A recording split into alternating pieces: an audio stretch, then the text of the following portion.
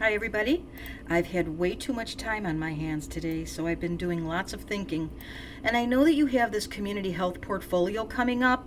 I thought you might have some questions, concerns about it.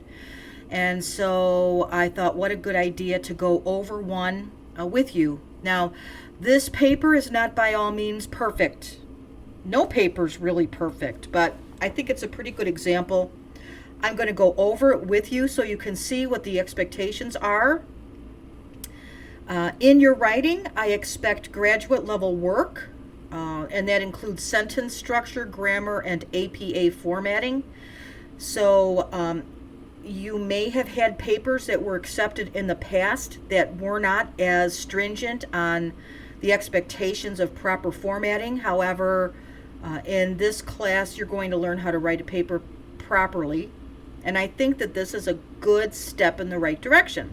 So let's talk about your community health portfolio. So this is a paper that you're going to write in Patho 1, and then you will continue this paper on in Patho 2. So you're going to write the first piece of it now. And I have to say, once you get into the FNP program, there are other papers due. Each course has a scholarly paper due. And the formatting is pretty similar. So I think that if you follow similar formats, now of course the topics change a little bit because you're going to be in adult health, women's health, pediatrics, and then geriatric health. So you're going to have some deviations from the subject matter, but I think that following the format that I instruct you today is going to be a good help. So this is your title page. Title page always have a running head, and a running head is not necessarily the full title of your paper. It's typically a few words picked out of your title. This author elected to use the same title as the running head, but it would have been appropriate for you to just write health portfolio on there as the running head. Pages are always numbered, and when we look at the requirements of the title page, you have the assignment, the title of the paper, the college, the course number and cohort, your professor's name. Your name will be on here as well, and the date. The bottom of the paper has a certification of authorship, and that verifies that this work that you've generated is yours and yours alone. There is no plagiarism or paper sharing. That is what you're acknowledging with your signature here. So let's go to page 2. You can see I have made some corrections on this paper because the author started the paper with the word introduction. And even though the first sentence or two of your papers are always an introduction to your paper, you do not ever start a paper with the word introduction. The title of your paper goes here, and it's not bold. So that's how you start your paper. Now let's look at the first paragraph. So this person is writing about her topic, and she has appropriate citations here. And you can see here healthcare associated infections is spelled out and then put in parentheses as the abbreviation. You can't use the abbreviation unless you have done that first.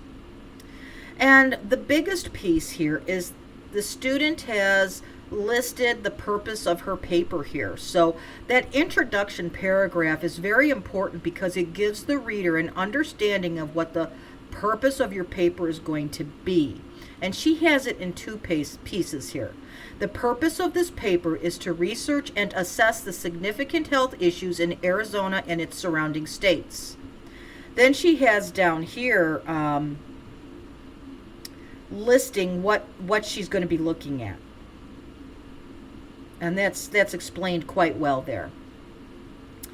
The next heading is the section of the rubric. It's very important that you follow your rubric closely.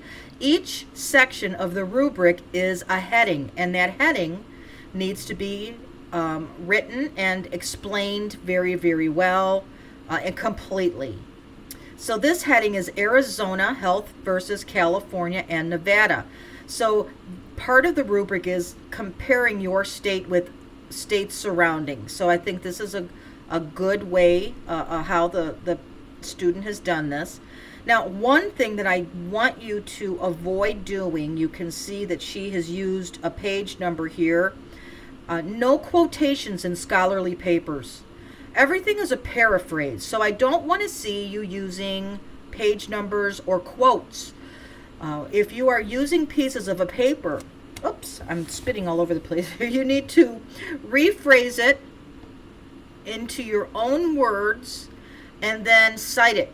So that is paraphrasing, and that's what you do in a master's level program. So we don't need these quotation marks here for America's Health. You would rephrase that into your own words. Another piece here, she has a table in here. We're going to see where that's at as we move forward in this exploration of this paper. Okay. Next heading, Maricopa County versus Apache County. This is another piece of the rubric. So now she's going to discuss healthcare and discrepancies between those two counties. And she goes down and she does that. You can see that it's explained well, written out good. And she's got major health issues in Maricopa County, adults. And she's chosen obesity.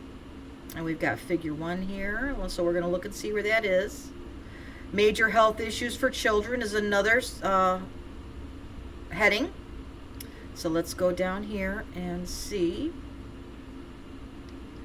Major infectious diseases. And when you're writing a paper too, I want you to remember that once you conclude a thought, then you need to start a new paragraph.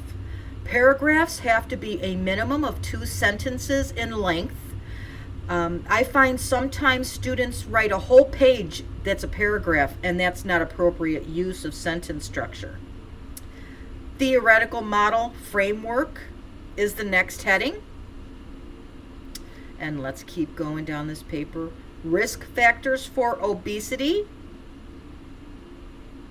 Pathophysiologic process of obesity.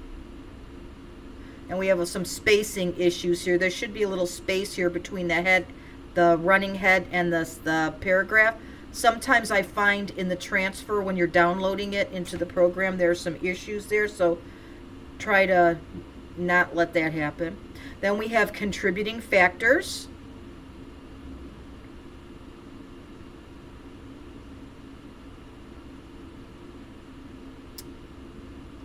Theoretical research and obesity.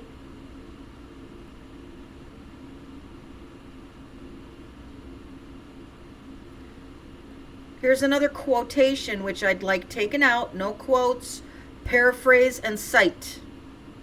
And then we end with a conclusion. All papers always end with a conclusion. And a conclusion sums up the main points of the paper. You do not introduce new material in the conclusion. And reference should be on its own page. So we have your references. Your references need to be scholarly. I do not accept .com references. Okay, now you can see too that this student, another error here was, you can see where she had written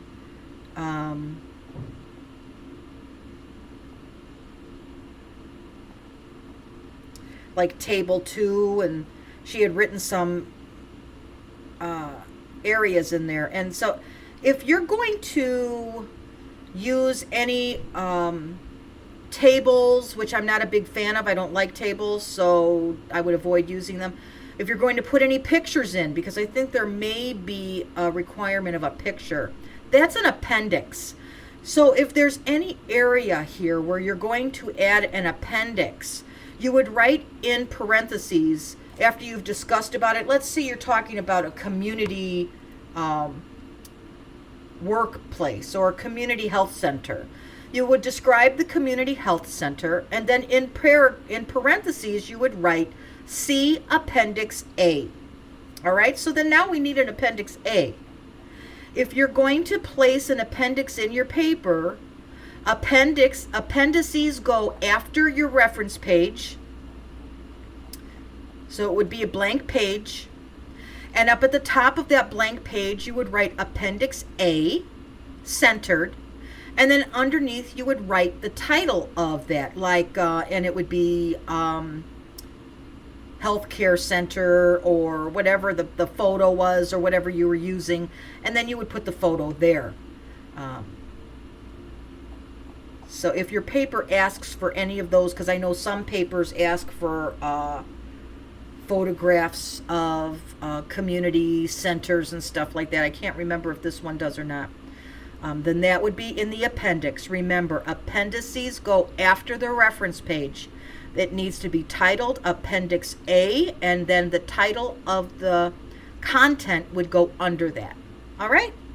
So, I hope that this little video helps make you feel a little bit more comfortable as you begin to formulate your thoughts for this research paper coming up.